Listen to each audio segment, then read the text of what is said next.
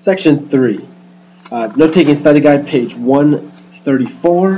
This is the call for women's rights. This is the beginning of the women's rights movement in America. The question that we're going to kind of answer is, how did women's suffrage movement begin? How did it all begin? The roots of the movement. The roots of the movement come out of, there's three important leaders we're going to talk about. Sojourner Truth is one, is a former slave who spoke on behalf of African Americans and women. And Lucretia Mott was a Quaker.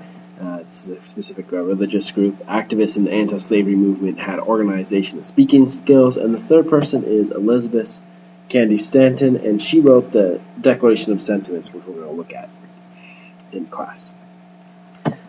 Their Seneca Falls Convention came about because Lucretia Mott and Elizabeth Cady Stanton were not allowed to take an active role in the anti-slavery convention. It was only allowed for men to take an active role, and they felt that was not fair. So they created their own anti-slavery convention, but they also organized a convention for women's rights in Seneca Falls, New York in 1848. Okay, the Declaration of Sentiments, it is the beginning of the battle for women's suffrage, but it also demanded equality for women in all areas of life. And the definition of suffrage is the right to vote. There's a couple of new opportunities for women that came out of the Seneca Falls Convention. First, Stanton and Susan B. Anthony founded the National Women's Suffrage Association, working to get the vote for women.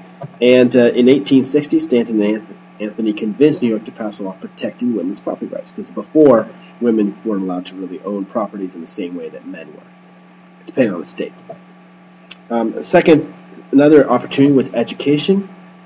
They founded the Troy Female Seminary, and it served as a model for girls' schools everywhere for decades.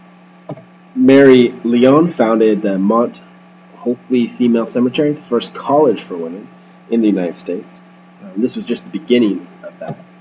And the third thing, there was a couple careers that opened up. First, Margaret Fuller wrote Women in the 19th Century. It was about the need for women's rights, a specific book. Elizabeth Blackwell was the first woman to graduate from medical school in the United States.